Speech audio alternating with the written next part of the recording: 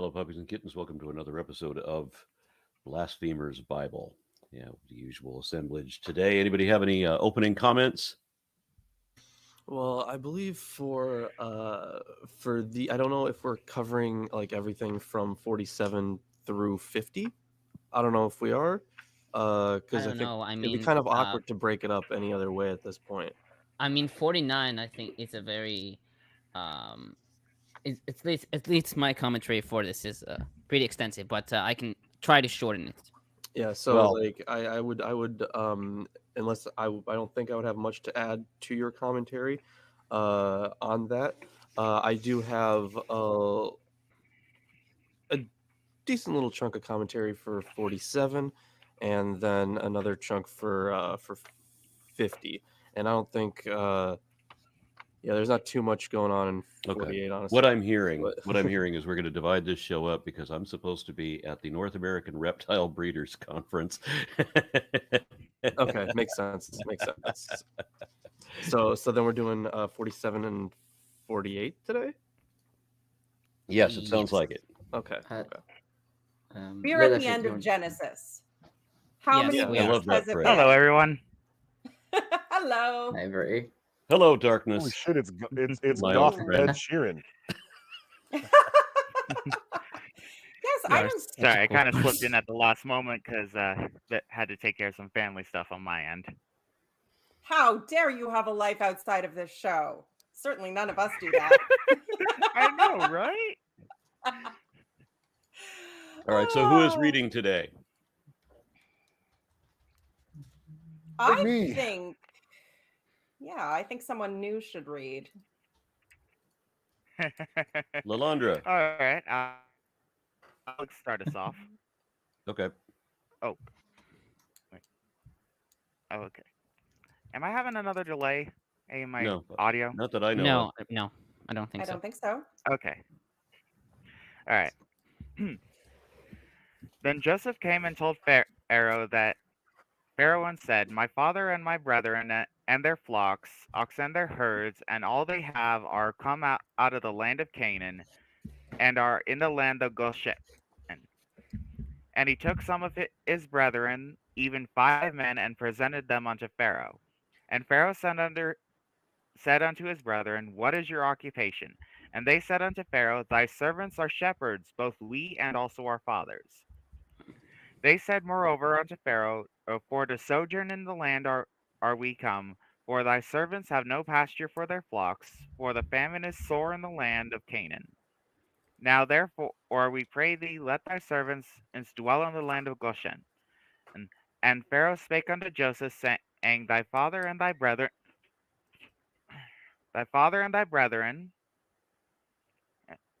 to, shoot, where was I? 5. Here we go. You weren't. Okay, we will not ask you to read again. Well, unfortunately, I think he has the King James version, which, as we Yeah, I all was know, gonna say. flows Yes, so that sounded very- mellifluously off the tongue. Yeah. Yeah, but it sounded skipped very out the King James. behold in the end of verse 1.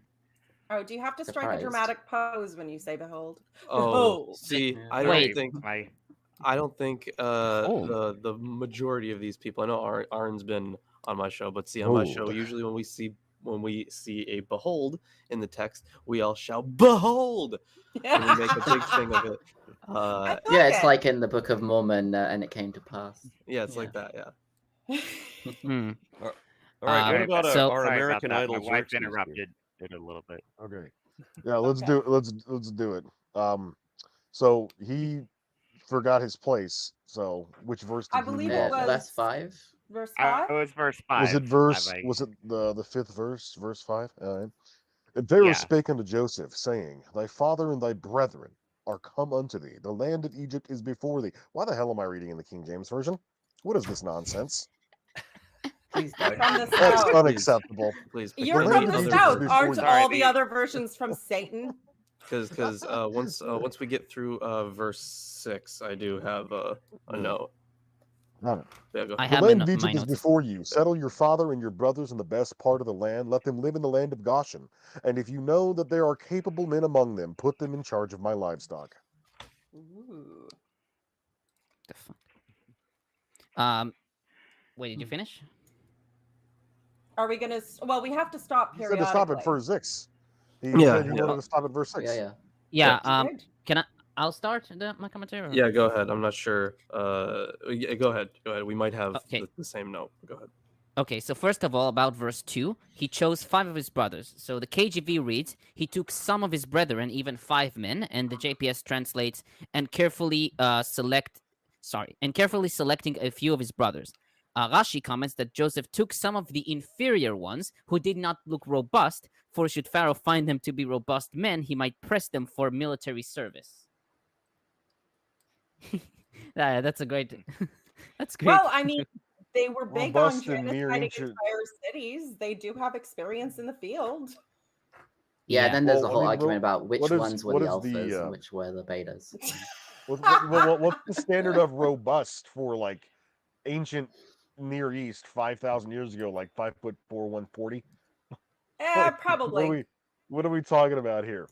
You know, Yeah, I'm I a think- big. I mean, they were I'm a probably big, better strong shape than boy us, in the so ancient yeah. years.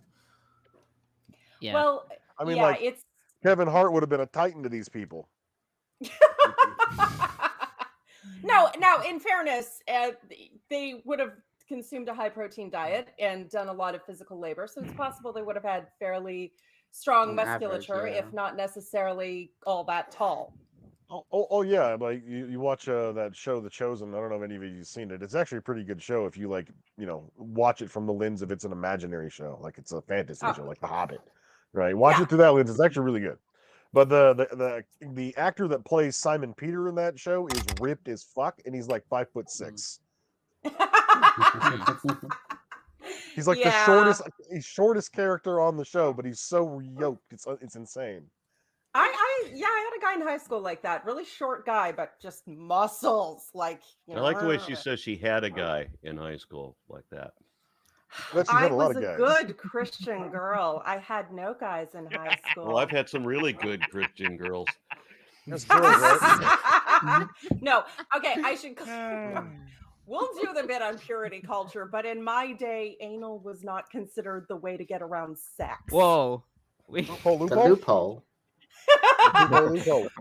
Any other Garfunkel and Oates fans in the chat? Okay.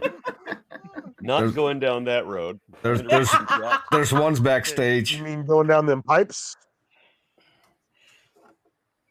Frederick Exit Agarwal only? says, "Dear Aaron, Ozzy going to read Genesis for us today, or maybe we can hear Lilith's grandma voice." Yeah.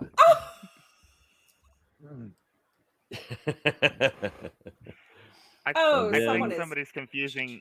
I think Oh, somebody's my Tyrion confusing Lannister Lilith for voice. Shannon Lilith in loves the that other one. show. Yeah, Yeah. they're blending together. And then Matt Yeah. White says, "Who is the better written fictional Messiah, Paul Muad'Dib, or Hazel Ra from Watership Down, or Neo Matrix?" Ooh. Neo. Yeah, Neo is the I don't think chosen this is a pertinent question, really.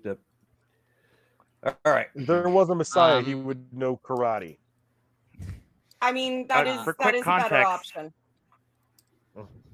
For quick context, he could I fly. literally only have 2 versions of the Bible. The KJV as printed by the LDS Mormon Church, and the Message, which was given to me by an Episcopal preacher.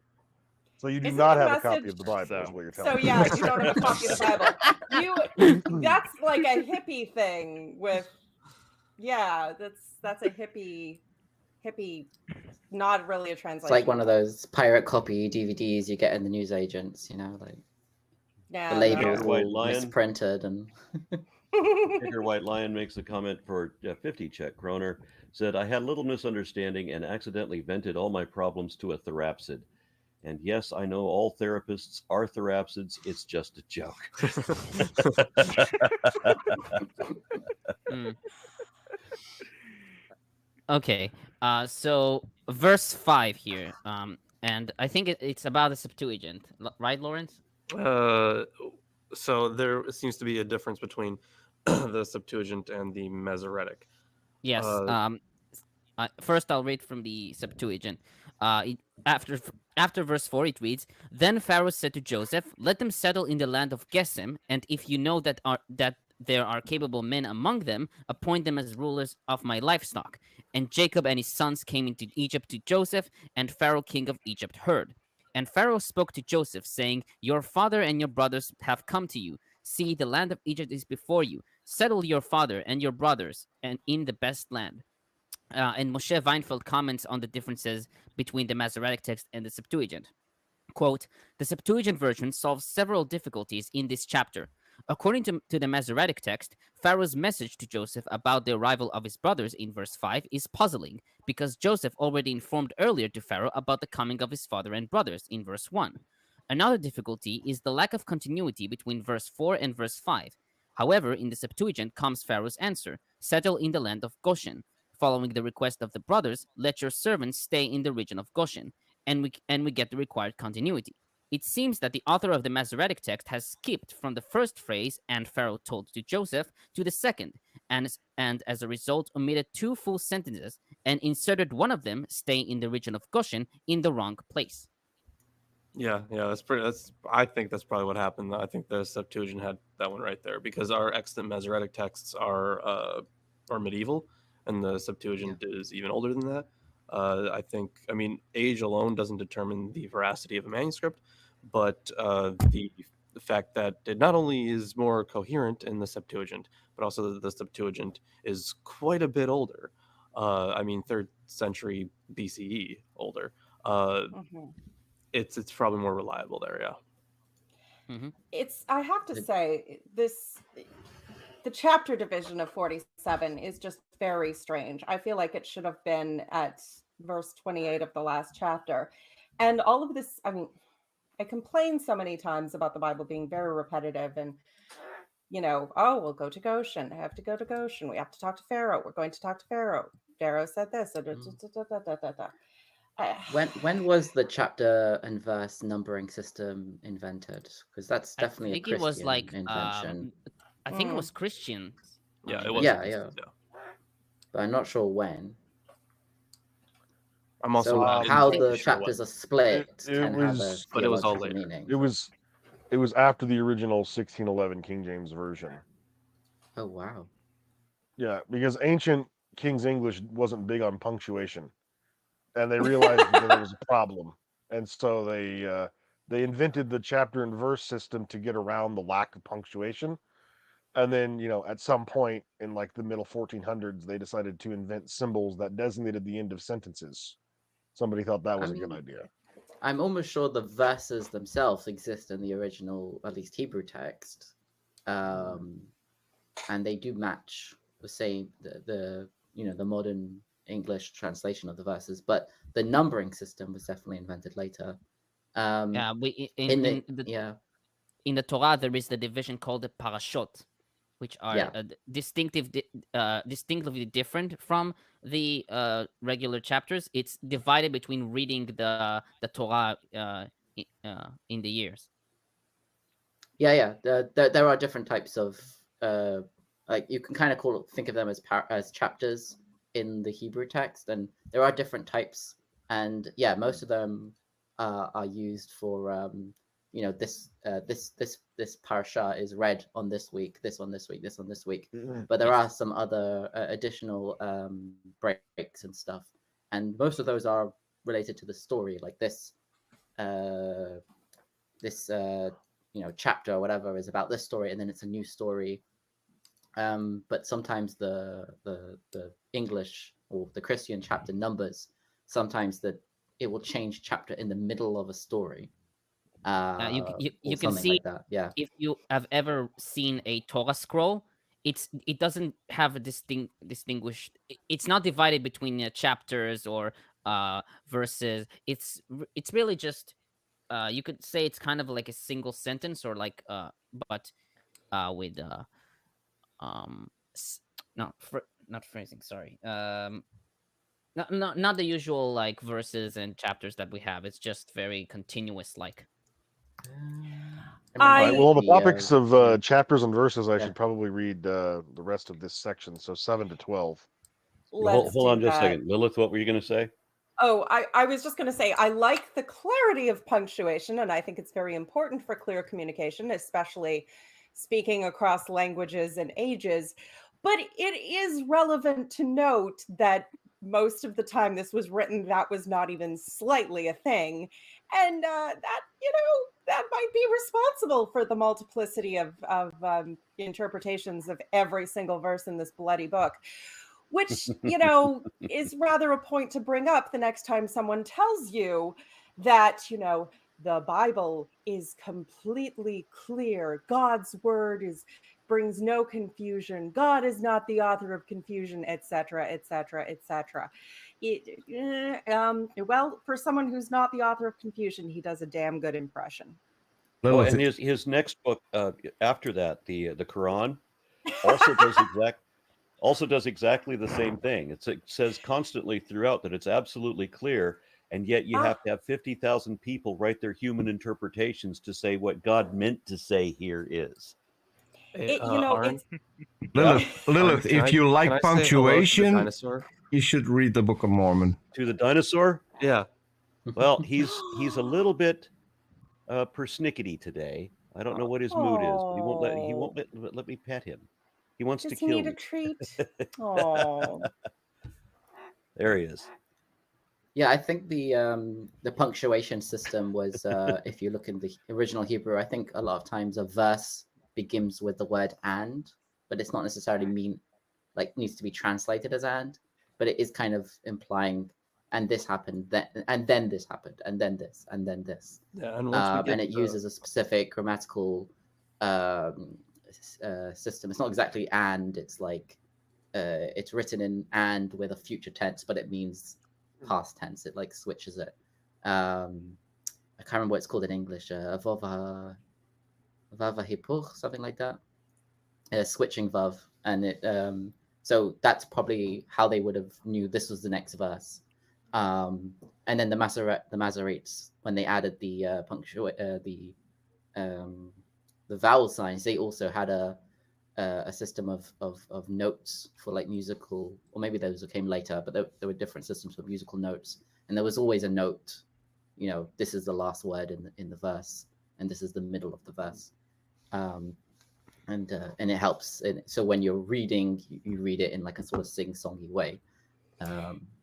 I've noticed Monty that. Python did the same thing with one of their movies. This is the middle of the film. Yeah, the meaning Well, of at life. least it's something. Yeah. So you would read it. You'd read it with you'd maybe have like a book with the Hebrew without any vowels, without any signs on one side, and then the same thing again on another column with all the signs, and then you would read it and kind of memorize it. Well, not memorize the words, but memorize the pronunciation and the tone. And then when you read it from the Bible scroll itself, you would, the words would be the same, but you would have to use your memory of how it's pronounced and how it goes up and down and stuff like that, and when to stop. And yeah, the special signs that are in the Bible are, at least I'm speaking of myself, in Yemenite tradition, it is sung in synagogues, and also you have there's a tradition to read Targum Onkelos with the Bible as well.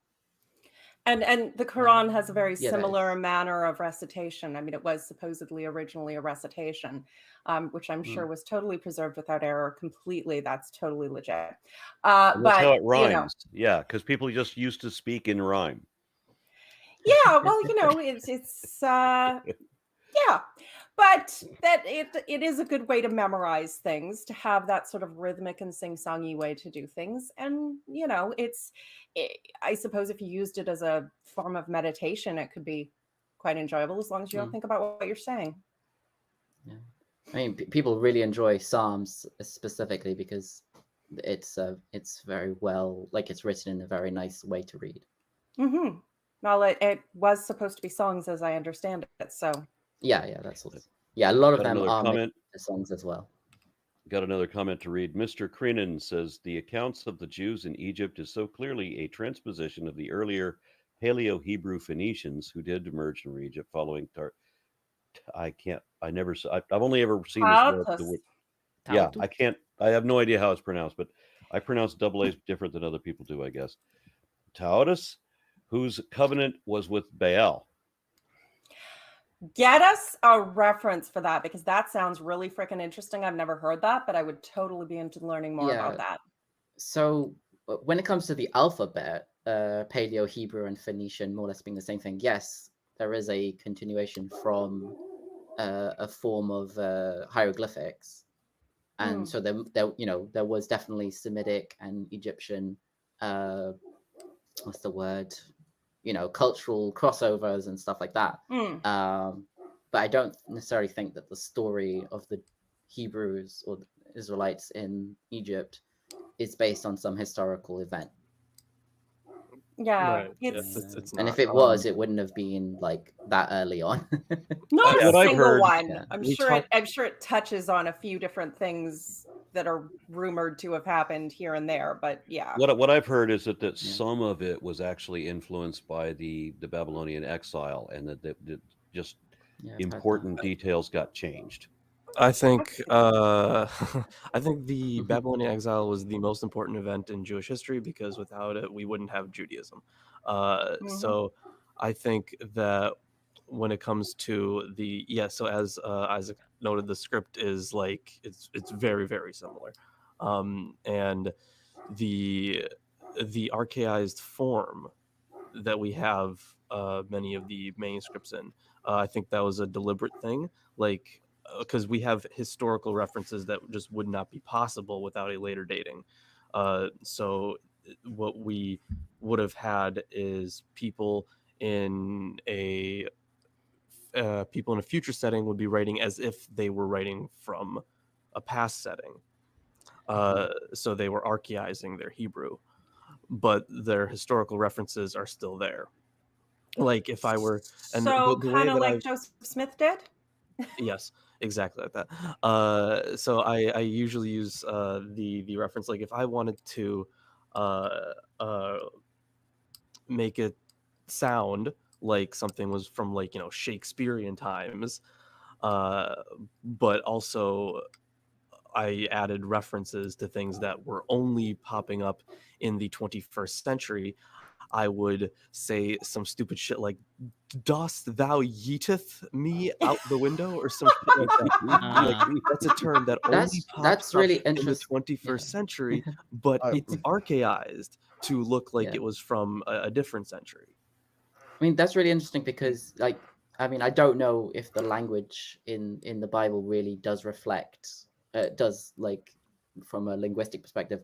Oh, this actually is written in a style as if it was written when the story's supposed to happen, not when it was actually written. Because I find it interesting because the script, we were talking about Paleo Hebrew script, like they were using that up to a point, and then they kind of adopted much later on like the modern Hebrew script, which is based on Aramaic, which also is based off Phoenician, but it went a different way. And they didn't pretend, they didn't say like, oh, let's write in Paleo Hebrew to make it look more ancient. They would use the new script and then they just said, oh yeah, we've always used this script. So I'd feel like that's more likely to have happened, to be like, oh, yeah, this is the ancients spoke like us. They're more likely to think like that. And that's quite a thing that I think you see that a lot with like people not really understanding history in such a way and putting things that don't belong in history where they inside it. We talk about when the Bible was written, but there is literally no point that statement could be made accurately, because at every portion, and we've discussed this, you're using pre-existing scripts, portions of pre-existing scripts, whatever had survived from burning down the temple, yada, yada, yada, additional things. Some are perhaps archaized, some are not. There's no single point. The one thing the Book of Mormon has makes it more obviously a fraud, but it does have a single start date. Dude sat down and wrote book from point X to point Y, and that was the book, and here is the book. There's nothing like that for the Bible, because even at those points where it was assembled, you're dealing with at least a fair good chunk of pre-existing material that we don't know when it came from. So weaving these things together and restitching them together and restitching them together and adding a bit here and cutting a bit there and trying to harmonize the bit from over here with the bit from over there. I mean, this is just, it's a patchwork, and you could have arguments for every different area and have very good reasons for those arguments, but there was never a single time where the Bible was written, and that was it. Yeah. All right. It's okay. I'm gonna continue, and I'm gonna read it in the best version that has ever been written. It's the Hawaiian Pidgin Bible. Yes. All right, starting at verse I thought it was going to 7. be the Lolcat Bible. Starting at verse 7. Then Joseph bring his father Jacob down to meet the Pharaoh guy. Jacob tell Pharaoh, I like God do good things for you. Pharaoh tell Jacob, how old you stay now? Jacob tell the Pharaoh guy, 130 years I stay inside this world. Not plenty. The years I get they hard, but my ancestor guys, they wouldn't get plenty more years than me when they stay here inside this world. Then Jacob tell Pharaoh, okay, then I'm gonna go now. I like God do things for you. And he go out from the place where the Pharaoh guy stay. Joseph do just like the Pharaoh guy when tell him for do. He give his father and his brother guys land in the bestest parts of Egypt, near the place they call Ramesses town. Joseph even take care of his father, his brother guys, and all the Ohio people that come from his father. He give them food over and over for them to make. All over the land, no more food that time. Was hard because no more nothing grow. Inside the Egypt land and inside the Canaan land, same thing. No more food in every year, more worse. That's why hard. All the silver that get inside Egypt land and inside Canaan land come to Joseph because the people pay him for the food that he sell. Joseph tell all the silver inside the Pharaoh guy palace. Latest, no more silver already inside the Egypt land and in Canaan land. And all the Egypt people go by Joseph and tell him, hey, give us more food. No food, good food for us guys made right here in front of you. Just because no more silver.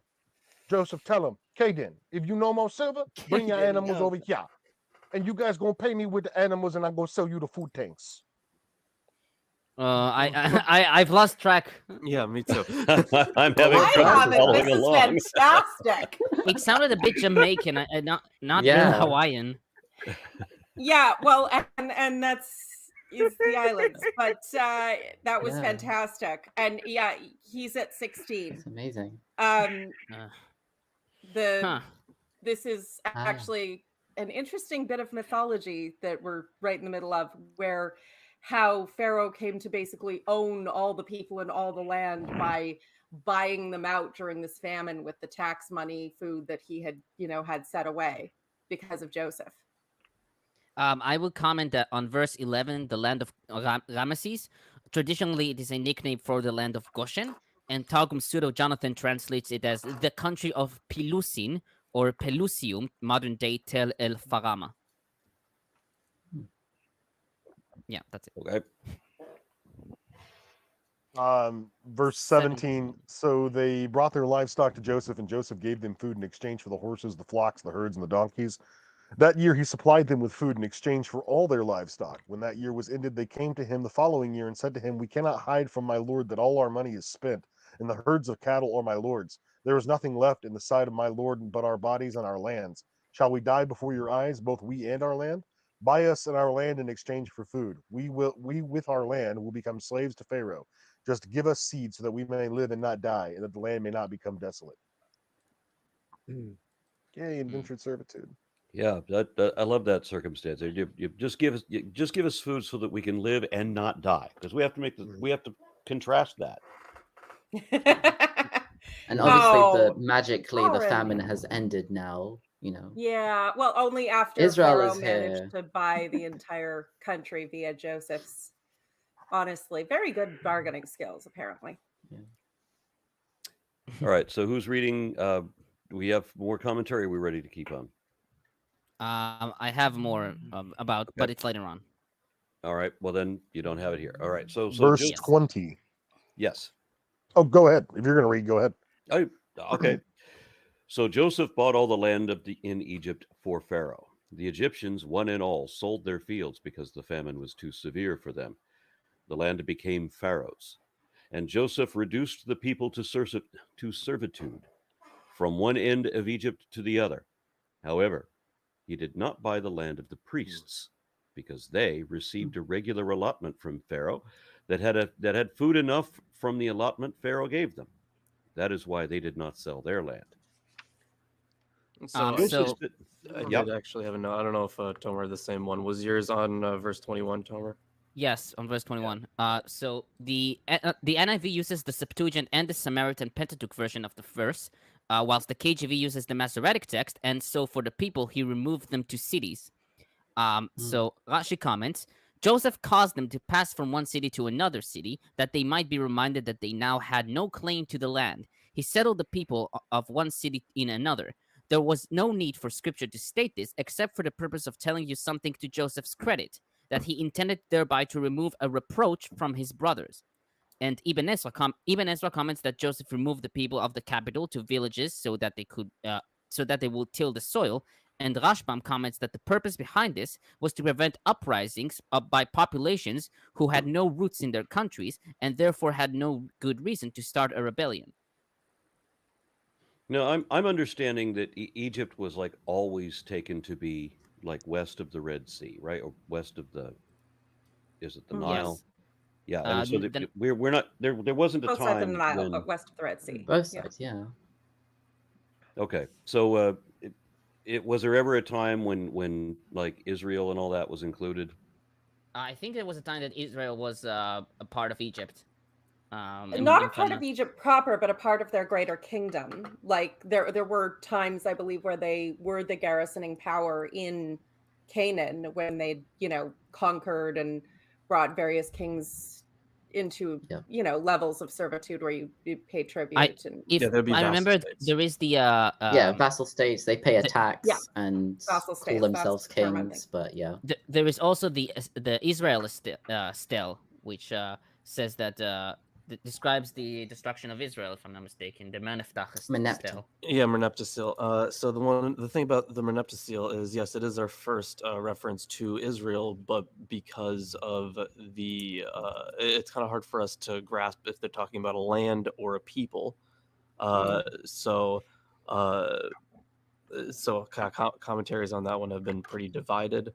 Egyptologists themselves are also divided on it. And it's very unclear, because if they're talking about a land, it would mean one thing, and if they're talking about a people, it would mean a whole other thing. Yeah, I'm not sure what you're talking about at all. Does Meneptah require a prescription? it's quite a big tablet. Yeah, it's quite a big tablet. There you go. You're terrible. Little Andre, you have to smack him for the dad jokes. I can't reach. So another comment, or I think I'm falling behind on some of these comments. No, Jason, new member. Yeah. Jason, new member says, for the panel. So, what are the chances Exodus is based on the Babylonian exile? So it's I am very excited to get to it. I guess not next week. Now, I guess the week after that. But I am very excited to get into it because I think that the majority of it was written with I think it was all written with the Babylonian exile in mind.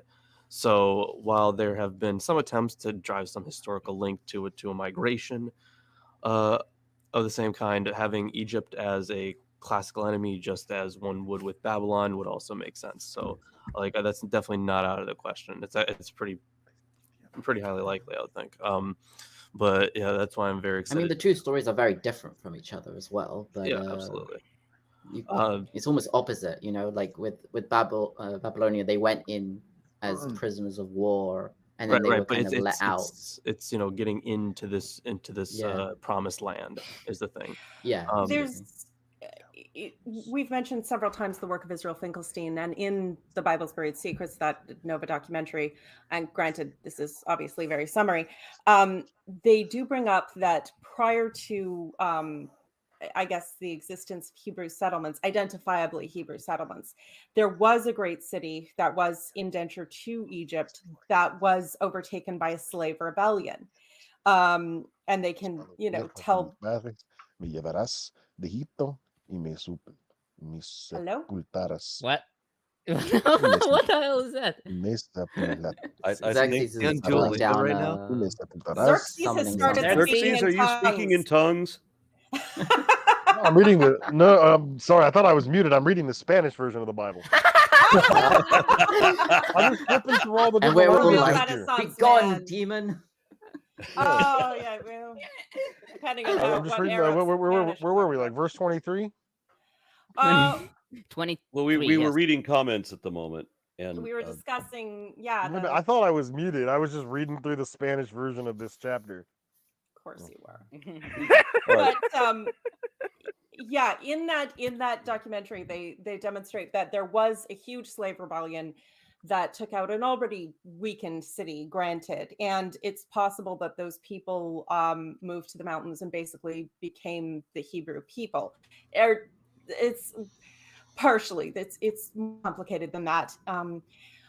Watch the documentary, read the book, yada yada yada, but there's certainly the element there of escape from slavery. And even if they weren't officially all slaves in Babylon, you can see how that narrative would be very appealing to Yes. indentured people. Yeah, and also it distances themselves from the Canaanites, even though they were, they came from the Canaanites. Here it's saying, no, the Canaanites were the evil people that lived here first, and we came in and conquered. And that xenophobia has, I mean, we've observed it all the way through Genesis, the repeated distinction that is not borne out by history, that they were different. And it's clearly very important for them to establish that narrative as being someone other by any means necessary. And also, I think by the time it was written, the Canaanites would have been more or less extinct by that point. They would have been assimilated into either the Israelites, Phoenicians, or Philistines. Yeah, I'm gonna try to get through the rest of these comments. Wander asks, "Hello everyone. I have a question for Aaron. What is a good and simple book about evolution for somebody starting in the subject? Greetings from Argentina." I can't think of it like an introductory primer in the form of a book. Probably the best thing that you can find. What's that? There is Finding Out Improbable by Richard Dawkins. Oh. Okay. It's an abbreviated introduction to evolution and how it works. The Ancestor's Tale and The Selfish Gene by Richard Dawkins as well are very good. I really like The Greatest Show on Earth. I will also recommend Why okay, so Evolution anything is True by Dawkins. Coin. I would also recommend. Also, No, go on, Arn's book, We Are All Apes, is only 32 pages and it's illustrated. If you're looking for simple. I was going to recommend Systematic Classification of Life. Aaron taught me the actual details of evolution via that series. It's a video series, but it is the best way to understand what evolution actually is, especially if you've been raised with stupid bullshit creationist things that have nothing to do with what it actually is. I would also thank you for recommend that very much. I would also recommend Jerry Coyne's book, Why Evolution is True. I think it's my first book I've read about evolution, and I enjoyed it. I really need to interview him. I've been thinking about that for a few days. I need to get him on just to have a chat. That'd be fun. Well, on the topic of the comments, there's a particular comment in there directed toward me. There's a person that keeps saying, I argue with encyclopedias, dictionaries, and Google. That's correct. I do use the sum total of human knowledge to support my positions on things. Yeah, and you look up what it's important also to look up what the words really mean. I responded to that, Arn, that you argue with dictionaries, and they said he doesn't. I said you need to watch more of Arn's content because you've written to dictionaries. That recent show where the guy keeps arguing, but that's not what evolution is. That's not what macroevolution really means. Really? Well, let's look it up. Something along those lines. Technically accurate. Yeah. And so the next comment is The Mighty Chicken says, Tomer has been taking the comments from other scholars, but honestly, I'd personally like to know what he thinks. What does Tomer comment? On what? On the Bible in general, or I mean, it's a very general. It's a very general comment. Well, I mean, it's a fair point. You read other people's comments, but we're interested in your comments. Yeah, but that's the point. What But about that's- start with this chapter? What's your commentary on this chapter? I really don't have any. I mean, Okay. I consider it a literary work, so I try to give what other scholars who are more knowledgeable than me understand it, or at least That's least fine. But you have your Yeah. own opinions, and that's I fair. do have Yeah. my own opinions, yes, but But when you if do I- the Book of Mormon, I want to hear your opinion. yeah, I try to be more objective when it comes to the Bible than subjective. All this shit is crazy. It's an opinion. The Bible is a very subjective book too, not necessarily objective. So I'm trying just to be more scholarly on this. okay, so There's a guy in the comments, and I just want to say, there's this guy in the comments who comments on like a lot of your videos, Aaron, and consistently doesn't know how to use punctuation, doesn't know how to use hashtags, doesn't know how to Always hold capitalizes punctuation the and all. letters. He capitalized every single word, and he has a hashtag at the beginning. So, but the hashtag is split into 2 words. So you read the conversation, every single comment, you think of he's saying first, blah blah blah blah, and so you can't read it, and it's just I don't know if it's trolling, but it's a waste of you time. have to wonder: are they stupid? Are they crazy? Are they dishonest? He's here to Can be all of the preach. above. He's here to preach. He has been on a few shows recently. Yeah. If you So keep doing King the same Lime. thing, Yeah. The next comment for me to read is King Lime says, "R.N. Raw, good sir, how does one get rid of shame, guilt from religion taught at an early age? Logic seems to help, but it's always this absurd fear, and I tell myself, God wouldn't." I don't really know how to relate to that. I never had that weird shame kind of instilled into me. I was very fortunate in that my parents didn't try to indoctrinate me at all until I was at least 8 years old. And then their arguments were always so bad that as an 8-year-old I could defeat them without trying. I mean, they would be logically contradictory, and so it was easy to rebut. So they very quickly gave up and just assumed that because I was baptized Mormon, because I allowed that to happen, then I believed what they believe, just like they did, without question. That's what they thought. Until my teen years, when my family began to figure out that I don't believe what they believe, any of it. I have something to say on that, and so does Lalandra, I'm sure. Actually, go ahead. Like growing up indoctrinated like daily with Catholic and Southern Baptist theology, it's very shame related. It's it's original sin that you should be ashamed of yourself for being a woman because of original sin. You should be ashamed of yourself and be modest, like modesty culture. And I didn't even know what they were talking about. Nuns would say that women should be modest and don't show your legs and don't touch yourself and stuff like that. And not to make people uncomfortable, but being an atheist, like the sex is better because you don't carry all this shame and you don't think Jesus or God is watching you. You know, which is creepy. or you're doing it in the Very wrong way. creepy. I mean, Yeah, some people might like that though. I do mean- want to say a couple things. I really do. I have to recommend something that I'm hesitant to recommend because it has a long and very terrible history of being obligatory. But I think you need to forgive yourself for having been fooled. I found it helpful to look into understanding the types of mental manipulation that is used in high control groups and in religions, the things that have evolved. You have to be gentle with yourself about the fact that you're discovering something very difficult. You're going to have a lot of emotions about that. They're all perfectly understandable, but you don't have to be ruled by them. It's always something that goes in stages. I can remember the tremendous sense of relief when I realized that no one had been reading my thoughts my whole life. I mean, I genuinely, for 30 years, believed that someone was reading my mind. That's terrifying and creepy and very shame-inducing. So it's something you're going to have to work through in stages. and just logic helps, but your emotions are going to be there, and you're entitled to feel however you feel.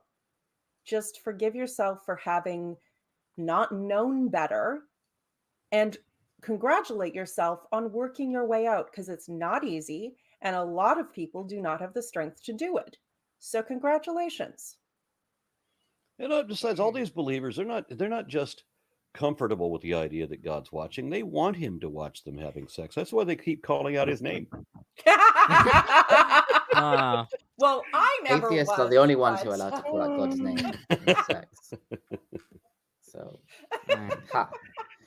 Honestly, I second what Illis says.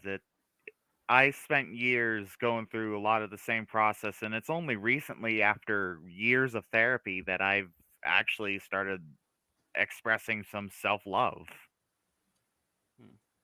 Yeah, remember that thing that they taught us? I don't know if I'm sure several of you know what I'm talking about, where joy is loving Jesus first, and then others, and then yourself. That's bullshit. Reverse it. Love yourself. Love others after you love yourself, and only if they are kind to you, and Jesus can fuck off.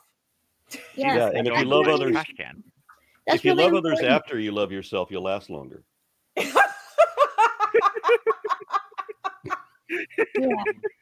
That's The ones who really should be Ivory doing the Darkness things was that teach saying people about to shame. self-love, because the Bible, and there's a lot of in it about don't love yourself. Your works are as filthy rags.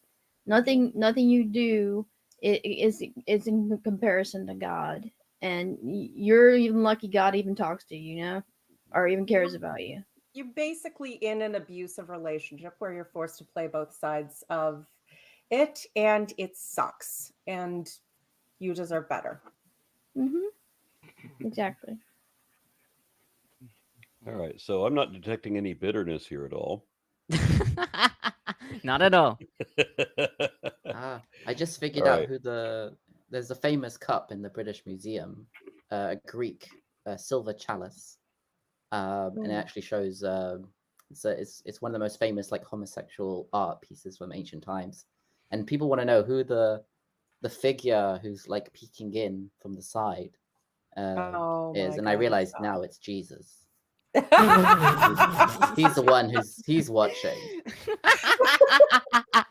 Well, I mean, it's Greek, obviously, so it's like people didn't know him as Jesus back then, but So he was just the obnoxious peeping Tom who keep looking through the holes in his hands. well, Am there I was the only one? I'm not the only one who has the song stuck in their head now. Michael Jackson. I always feel like somebody's watching me. That's not Michael Jackson. No. Well, to be fair, in the medieval period, they believed Greek writers before Jesus have predicted Jesus, like Virgil and others. So maybe it's the case in here. I don't know. So Jesus is into peeving on gay sex. Good to know. I don't mean the baby Jesus, Cupid. Yeah. If you think about it, Aries. If you invite Jesus into your life, then he's that creepy guy who sits in the closet while the creepy husband who sits in the closet watching his wife do it with another man. Yeah, pretty much. Jesus is a cuck.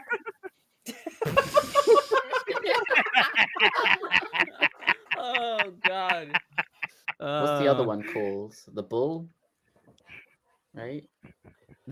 So, Yeah, whatever. reading another comment, Jet Alone offers $20. Thank you. And says, if I had to give an answer for one universal method to help with deconstruction, is to find at least one other logical, open-minded person who can help you think critically about the thoughts and doubts you may be having. Yeah, that helps, but it still takes a long time. My wife came out of her religion very slowly. I mean, it's one thing to admit that you don't believe this anymore, but it's another thing to go to undo all of the emotional damage that's been built up. And of course, she'd be able to explain this a lot better than me. But You're right, though. It takes time, and you have to give yourself that time. You don't undo years of psychological abuse by having a single realization, and then you just hop along your merry way, and Yeah. everything is sunshine and butterflies. Yeah, sunshine, lollipops, and rainbows. No, it's not like that. It's like you have to deconstruct it. Like, why am I thinking this about this? Like, there's no God watching me. There's no hell.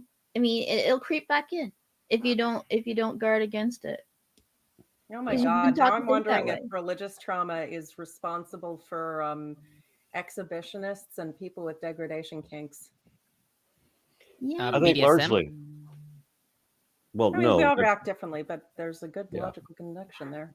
It's like a binge and purge thing. No, I can't touch myself, but I have to now. Okay, forgive me, God. Afterwards, purge. Okay. Okay, What have a verse are we Bible up to read. to? It's 23. Okay. Who's reading? I'll give it another shot. Okay. All right. Then Joseph said unto the people, Behold, I have brought you this day and your land for Pharaoh. Lo, here is seed for you, and ye shall sow the land. And it shall come to pass, hey, Hey! Oh no, it's Eric also. in Someone's the reading the increase that KJV. ye shall give the fifth. Yep. KGB. In the increase that ye shall give the fifth part unto Pharaoh, and 4 parts shall be your own, for seed of the field, and for your food, and for them of your households, and for food for your little ones. And they said, Thou hast saved our lives. Let us find grace in the sight of the Lord, and we will be Pharaoh's servants. And Joseph made it a law over the land of Egypt unto this day, that Pharaoh should have a fifth part except the land and of the priests only, which became not Pharaoh's. And Israel dwelt in the land of Egypt and the country of Goshen, and they had possessions therein, and grew and multiplied exceedingly. And Jacob lived in the land of Egypt 17 years. So the whole age of Jacob was 147 years. And the time drew nigh that Israel must die, and he called his son Joseph, and said unto him, If now I have found grace in thy sight, I pray thee, thy hand and under my thigh, and deal kindly and truly with me. Bury me not, I pray thee, in Egypt, but I will lie with my fathers, and thou shalt carry me out of Egypt, and bury me in the burying place. And he said, I will do this as thou hast said. And he said, Swear unto me. And he sware unto him, and Israel bowed himself upon the bed's head. Okay. So my first comment on verse 29: Do not bury me. Do not bury me in Egypt. So Rashi comments here, because its soil will ultimately become lice, which would swarm beneath my body. Further, those who die outside the land of Israel will not live again at the resurrection, except after the pain caused by the body rolling through underground passages until it reaches the Holy Land. Another reason is that the Egyptians should not make me, i.e. my corpse or my tomb, the object of idolatrous worship. Okay, that's a bit of a Are we stretch. not gonna mention that you found favor in my eyes? So put your hand under my thigh. I believe Well, we had that with Abraham, didn't we? did, yes. And we said it was every for time vow it says making. put your hand under my thigh, it means like make an oath on the circumcision. So I don't know if they grab actually my have to touch junk them. and This was swear Rashi's by my commentary. penis. Yeah, this was Rashi's commentary, but Ibn Ezra said that it was customary to place the hand on the thigh. Under the And thigh. it has no relation. What does that mean? Where? He said that. I think he said that it was in India, this procedure or something. Place your hand under my thigh, or is it sounds like cling tenaciously to my buttocks? I'm fairly certain that the Yeah, was the that's only how you one make who that's how you make an man off. You just for grab your them by the eye. butt and be like, in your face. Okay, am I understanding Sounds- what you said, Tomer? He said, "Don't bury me in Egypt because the dirt will turn to lice." Yeah, so Sorry, it he's- will ultimately become like it's referring to the lice plague. I mean, Yeah. because in in Jewish tradition, the patriarchs are also prophets. So he prophesied about the plagues. Yeah, my ass. Okay, so But he only the- prophesies. He only knows things that happen in the future if it's good for the plot. Spoiler alert. If So not, the plot has issue no about being idea. okay, so the reason why the patriarchs and the reason why so many other people in the Bible have to be buried in the land of Israel is because being buried anywhere else that wasn't your birthplace or that wasn't like your rightful home in the ancient world was looked down upon.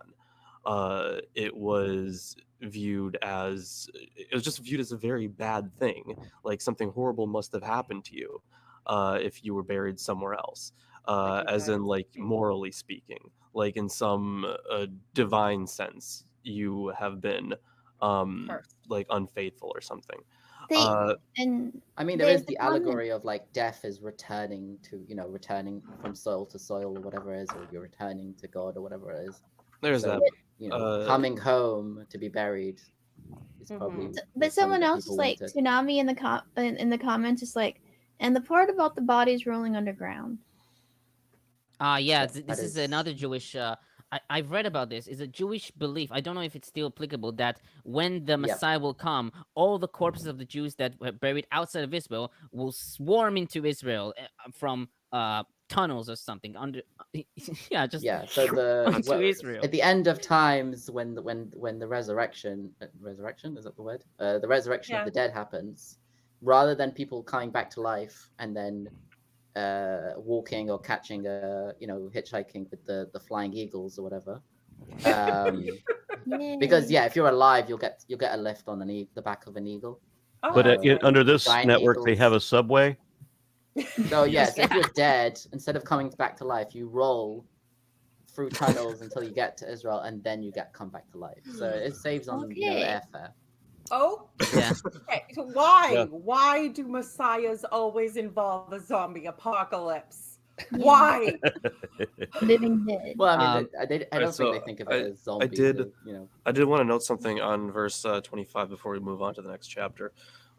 So, remnant of the original conclusion of the Joseph the Hebrew story may be preserved in Genesis 47:25, where the Egyptians declare, "We have found favor in the eyes of our Lord and will be servants to Pharaoh." This verse closes the narrative circuit that began in 39:4 with Joseph, who, quote, found favor in his master's eyes and served him.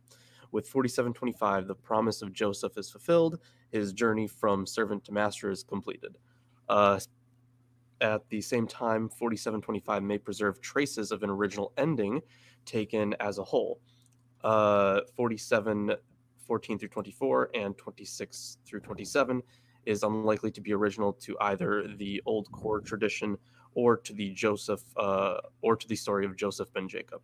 I know that you're reading. I know that you're reading something, and you have to read it the way it was written. But I actually heard the words out of order. Now the circle is complete. When I left you, I was but the learner. Now I am the master. Essentially, yes, that is essentially exactly what happens. Yeah, so these verses, being the ones that are just surrounding 47:25, these verses feature an entirely different Joseph from either the naive dreamer we meet in Genesis 37 or the wise and benevolent administrator, who is the hero of 39 through 41 and are likely to constitute a late addition. So this is I think this supports the idea that this being its own independent fiction, that unlike, say, the book of Esther, which was essentially preserved as its own thing, was then sort of woven somewhat awkwardly into the pre-existing story. And granted, obviously for narrative purposes, we can see why they did that. But yeah, it's For a second, just letting you know. What's that? Huh? Okay. I'm gonna be AFK for a moment. I'm just letting you guys know. Okay. Okay. So don't think I'm ignoring you. If you say my name, I don't answer. Okay. that's okay. We feel the love. But yeah, and then you get back into the kind of awkward, really focusing again on the establishment of, the Jews as belonging in Israel. And, it could be completely simple. I just, I want to be buried with my family. But no, of course, it has all this additional baggage and meaning and implication.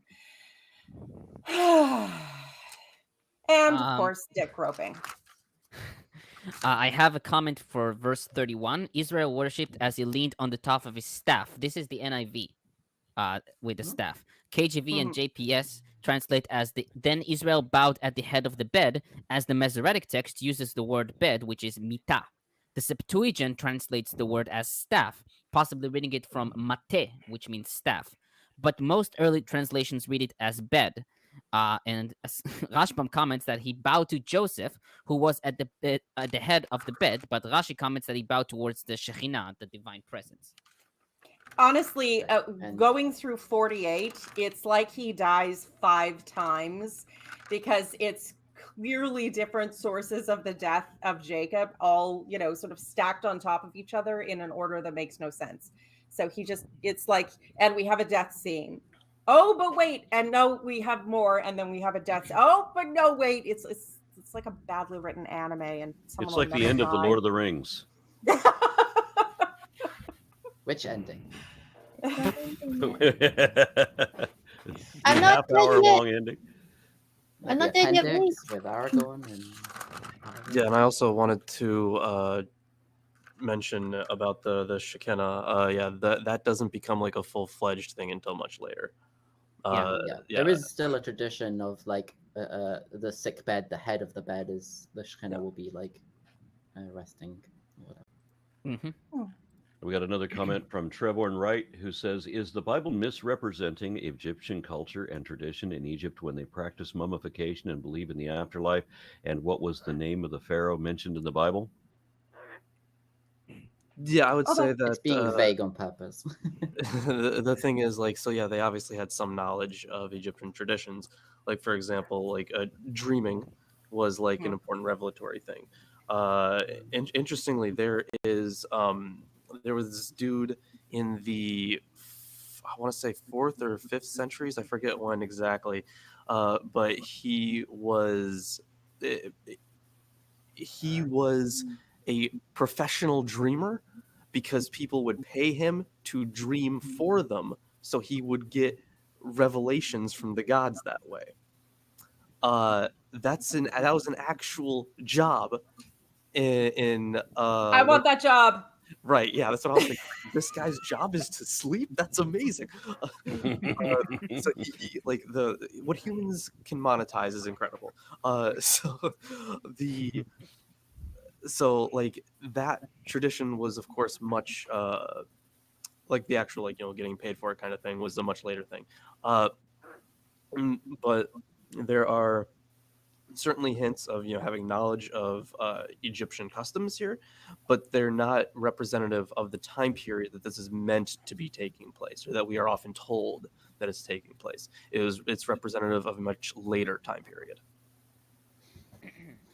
One quick thing, Trevor deleted the comment, so if you ask a question, don't delete it, because then we can't pull it up on screen.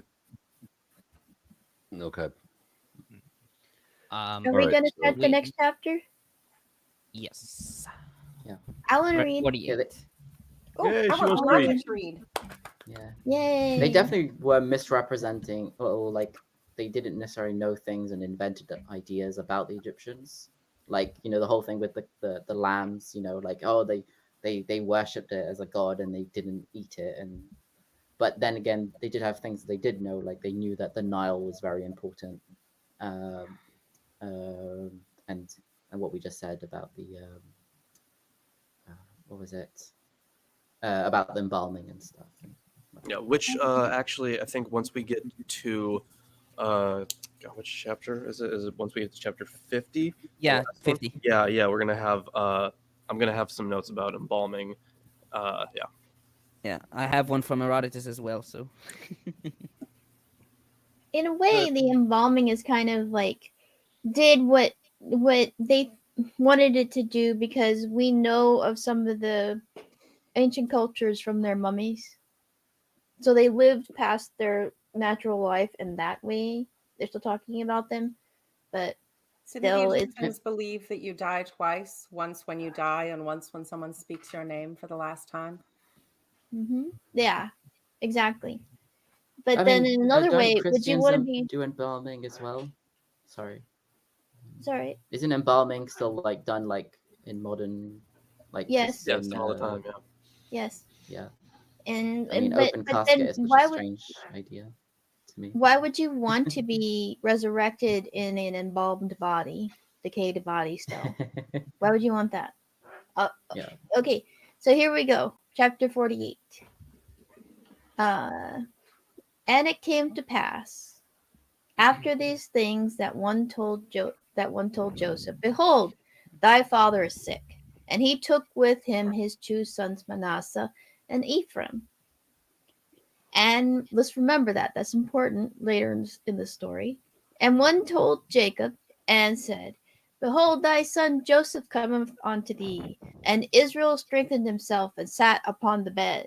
And Jacob said unto Joseph, God Almighty appeared unto me at Luz in the land of Canaan, and blessed me, and said unto me, behold, I will make thee fruitful and multiply thee, and I will make thee a multitude of people, and I will give this land to thy seed after thee for an everlasting possession.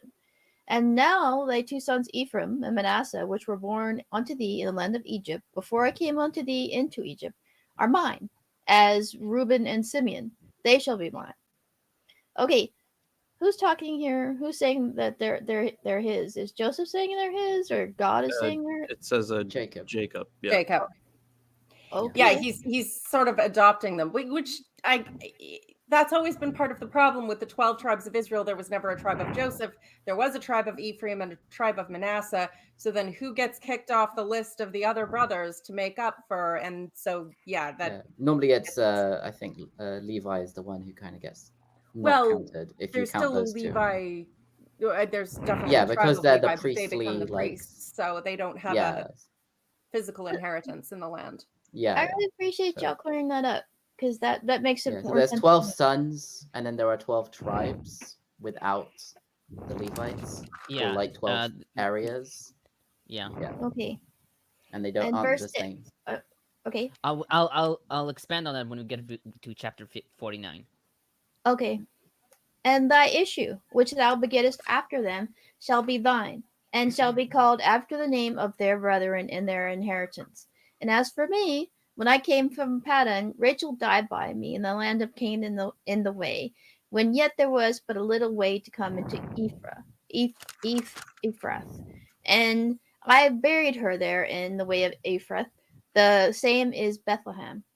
And Israel beheld Joseph's sons and said, who are these? And Joseph said unto his father, they are my sons, with whom God hath given me in this place. And he said, bring them, I pray thee, unto me, and I will bless them.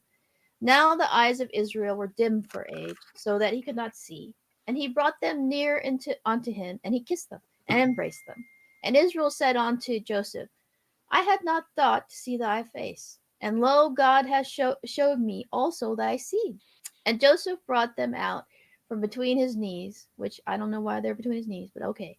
And he bowed himself with his face to the earth. And Joseph took them both, Ephraim in his right hand toward Israel's left hand, and Manasseh in his left hand toward Israel's right hand, and brought them near unto him. And Israel stretched out his right hand and laid it upon Ephraim's head, who was the younger, and his left hand upon Manasseh's head, guiding his hands wittingly, for Manasseh was the firstborn.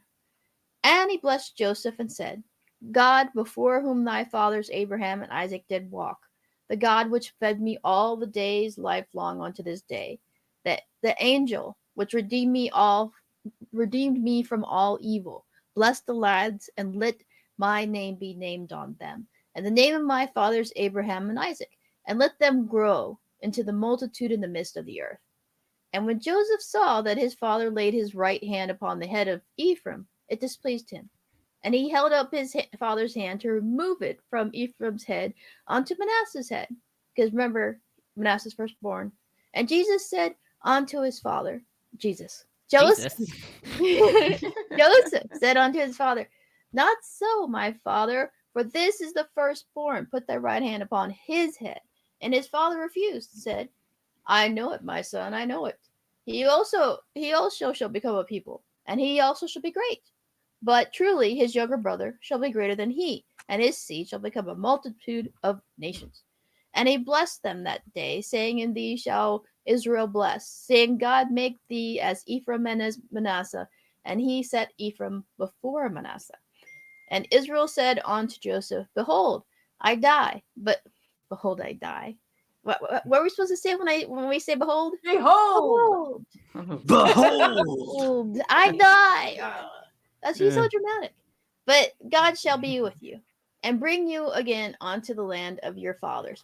Moreover, I have given to thee one portion upon thy brethren, which I took out of the hand of the Amorite with my sword and with my bow. Okay, so first on verse 7, my comment here is that the context between this verse and the previous verses is not clear. And many traditional commentators wrote that Jacob apologized for not caring for the burial of Rachel, like how he cares about his own burial. So he just buried her where she dropped, basically. I have to point out, and this, whether you take the documentary hypothesis or some other one, this is clearly a case of different sections, different authorships, and stacking on top of each other in a way that makes no sense. I will bless your 2 sons, they will be mine. Who are these boys? Like, I still can prophesy. And again, we have the second son superseding the elder son in the order of blessing. This is a theme I've brought up every single week, it seems. Plot twist. No, I know what I'm doing. I'm not a daughter. That was to give a ray of hope to those second-born kids. But they keep doing it throughout the book. So there must have been someone who found it very personal. There is a Jewish tradition that the reason why Rachel was buried on the road in that place was that God commanded Jacob to bury her there because in the future she would be like this burial place would become like a pilgrimage site, and Jews go there to pray for help and stuff. Bethlehem has been a big deal in the histories because of David, and also for Christians, obviously. It's where Jesus was born, obviously. The tomb of Rachel is very like outside of like the holy, the Temple Mount or the Cave of the Patriarchs. Like it's probably the most like. So like she died while she was on the way, and they had to bury her beside the road. Is that more or less disrespectful than putting her on the golf course at Mar-a-Lago? Okay. Wow. Verse 16, the angel who has delivered me from all harm. So Rashi comments that this was the angel who was usually sent to Jacob when he was in trouble. And interestingly, for those who like philosophy, or at least the history of philosophy, Gersonides writes that the angel is the, quote, active intellect, which, according to the Aristotelian theory of hylomorphism, is the separate intellect which creates the forms in humans. The higher self, the demon, or as Socrates would have described his daemon, yes. So like I think it is pronounced demon actually, but yeah. We can say that word. So as not to confuse it with the Christian mythology. Yeah.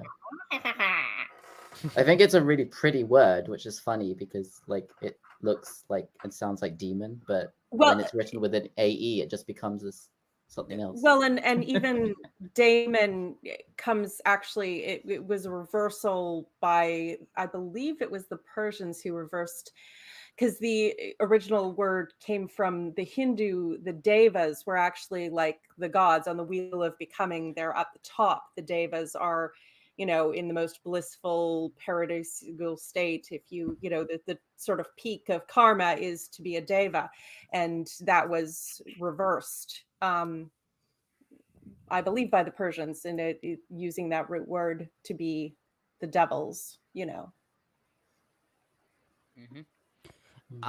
Verse 22. First, I give one more reach of land. So the reach here is or the land is Shechem.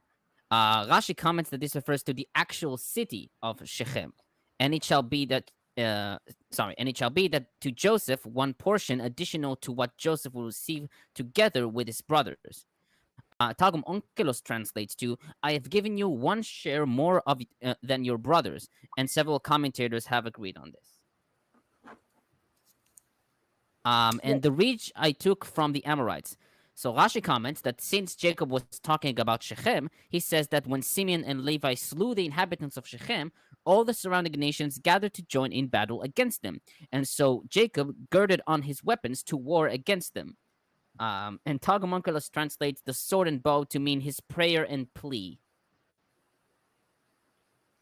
Yeah, I imagine Jacob being an elderly in fairness, he wasn't the one who took out Shechem. That was his sons being dicks, Simeon and Levi. But yeah, that all in 49, we sort of get the breakdown of how the sons are blessed and or cursed by their father. But there's a sort of there's a lot of plot summary in that chapter. I was looking at 49 and I was like, wait, Jacob is already dead. He said, behold, I'm dead. Yeah, behold, I die. Yeah. And then he had already bowed down his head in the last blessing at the end. So yeah, he's already died twice, but now he's going to have another blessing. It's I know of no opera, not even Wagner takes this long to die. It makes me think of that. Makes me think of that scene in Return of the Jedi, where Yoda just keeps saying Luke over and over again.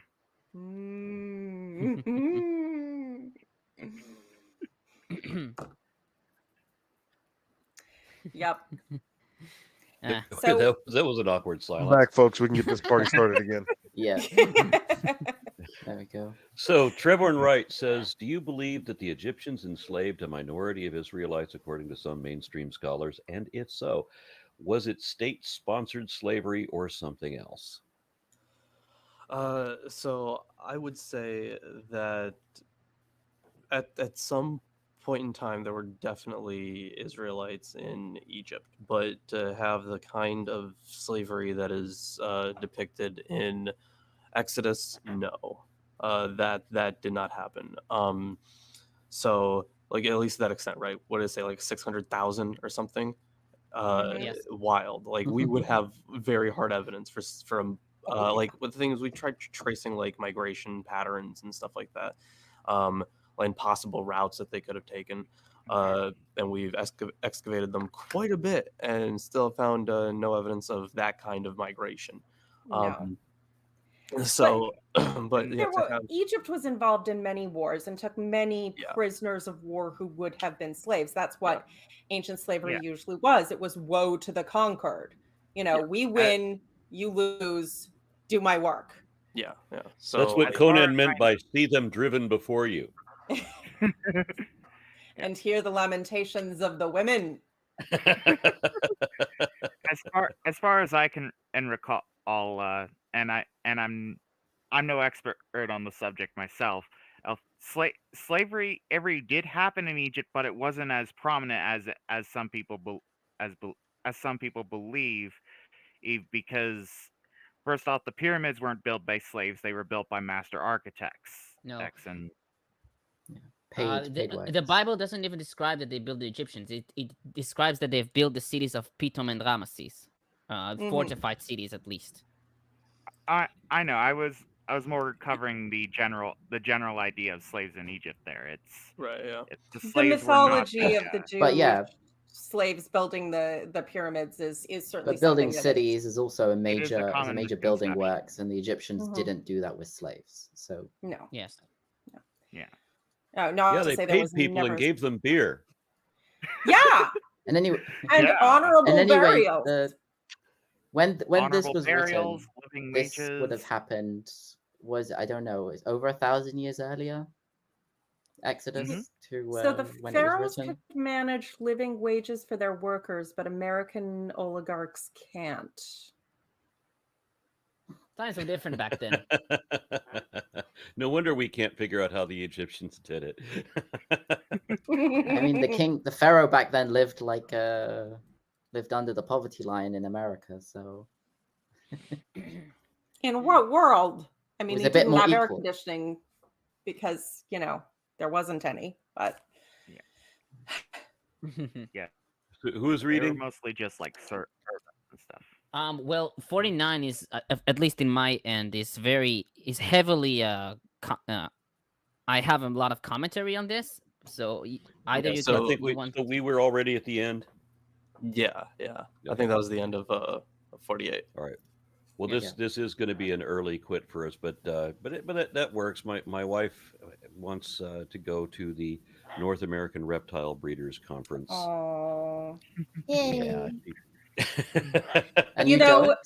for someone who did an entire series on how Noah's Ark is bullshit, you're developing quite a menagerie between your reptiles, your dinosaurs, your cats, your Yeah. dogs. Everybody thinks we're fools, but we're storing up the snakes for the apocalypse. What's gonna be next? Spiders? Do you own a No Somebody- boat? spiders.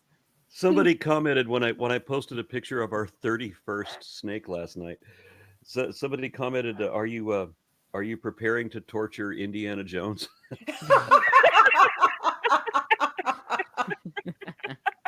Poor Harrison What Ford. it actually is my wife has a number of projects that she wants to do. She wants that there are certain things that you might be able to breed if you have this morph of ball python versus this morph of ball python. You put them together, you do the dice roll +3, and you might get this other particular spectacular thing that might sell for a huge amount of money. Well, So- Lalandra, may the odds be ever in your favor. Thank you. Yeah. So, all right. Well, thank you, everybody. I'm going to leave. Everybody make closing comments, and I'm going to go get ready to go. Make sure you watch Atheist Sunday School tomorrow.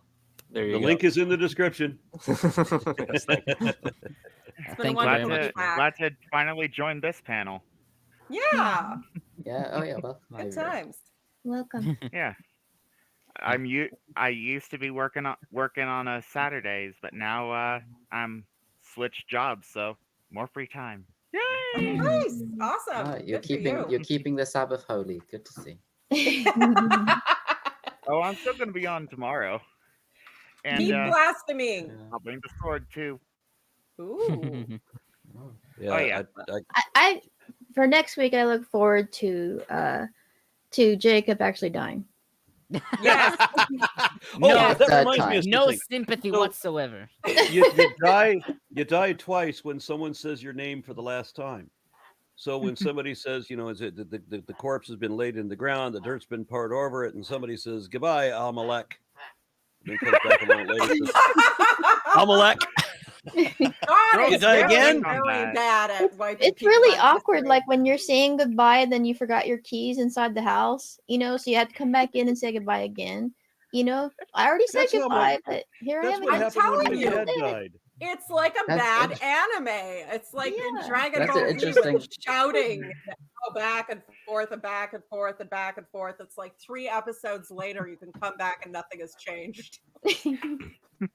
Doesn't it say in the Bible you should remember Amalek? No, it says What- I don't know his how you name Amalek. will be wiped from the face of the earth. Yeah, God but doesn't it cursed say him to be isn't there a forgotten. command to remember what they did to you on the way? So Mhm. he's commanding you not to kill them because he's saying keep remembering them. Oh, I can't keep wait till we get to repeating their that name. part. Remember That's the gonna be Alamo. Yeah. See, y'all forgot the Alamo. I Oh. knew it. Oh God, let the Alamo die. No. It's true. Please. So do you die every time somebody remembers to throw out your name? No, I think it's you die when you die, and then you die finally when Die your when you die, when you memory die, you is die. lost to history. But how do they know that was the last time? So somebody else is going to be reading an obituary, like going through ancient archives and say, "Who the fuck is Amalek?" And then you die again. No, your memory lives until it doesn't, and nobody tells you. You that end is with a whisper, not a bang. I get you. I'm just telling dad jokes. Yeah. I have know. kids, I have the right. There's no logic in this. This is not a logical idea. Okay. But just one more time so that he dies again. Amalek. I'll never forget him. All right. Good night, everyone. Bye.